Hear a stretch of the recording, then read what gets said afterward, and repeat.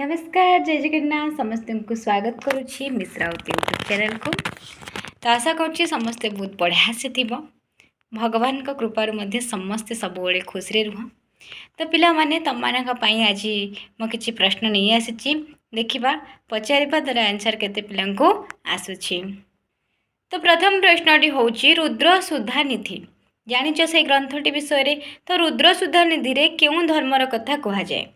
प्रथम प्रश्न तुम मान रुद्र सुधा जो रही से रुद्र सुधा निधि ग्रंथ जो रही कौ धर्म कथा कहुए। ठीक अच्छे यार आंसर तुम मैंने कमेंट माध्यम जनइब। प्रश्न हूँ रुद्र सुधा निधिटा गोटे क्यों प्रकार रचना है क्यों प्रकार रचना मैंने तुम मन में पशु क्यों प्रकार रचना कौन गोटे पद्य ना गोटे गद्य ना गोटे गद्य पद्यात्मक रचना ना गोटे आलंकारिक रचना कौन रुद्र सुधा निधिटा गोटे कौ प्रकार रचना ताकू टिके कहब आंसर है तार आंसर टी कहब। तापर तुम मान प्रश्न अभिनव चैतन्य जानिच रुद्र सुधा निधि से चरित्र जनक।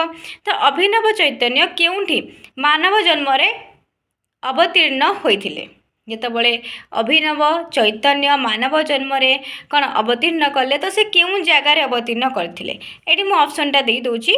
तुम ऑप्शन हूँ सिंहद्वीप रत्नपुर कपिलास ना वसुधा मंडन कटक क्योंठी सी जन्मग्रहण करते अभिनव चैतन्य नाम किए रुद्र सुधांधी ना किए जदि रुद्र सुधांधी पढ़ी नारायण नंद अवध स्वामी ता रिलेटेड जहाँ भी क्वेश्चन आसो तुम मैंने सब अटेंड कर।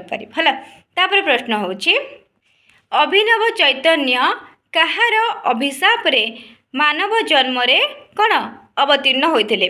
अभिनव चैतन्य जो अच्छा से कहार अभिशाप किए अभिशाप देता कहार अभिशाप रे से मानव जन्म नहीं शिवंकर ना गणेशंकर ना पार्वतींकर ना विष्णुकर कहार अभिशाप देखा केते पिलार आंसर दौच। ओके तापर आज लास्ट बा शेष प्रश्न तुम मानी जो तुम मानकर जो केशव कोइली अच्छी जानिच तो से केशव कोइलीर अन्य नाम कौन देखा केते पिलार आंसर दौच। जो केशव कोइली अच्छी से केशव कोइलीर अन्य नाम कौन है। तो एतिकी प्रश्नर उत्तर मुझे तुम निहाती चाहिए कहीं तुम मान सीपीटी एग्जाम अलरेडी पाखरे सीयूटी एग्जाम तो सरी जाइए बहुत पिलांकर भल होती आमर पेड बैच पिला माने कहते मैम भल होती निहाती है। बाकी मुझे चाहूँगी सीयूटी भाया सीपीटी एंट्रांसटा भी तुम मान आहरी बेटर हो है। तो सेमती पढ़ जहाँ डाउट हो पचार ठीक अच्छे आउ जी क्वेश्चन मुझे पचारे तार आंसर दियो।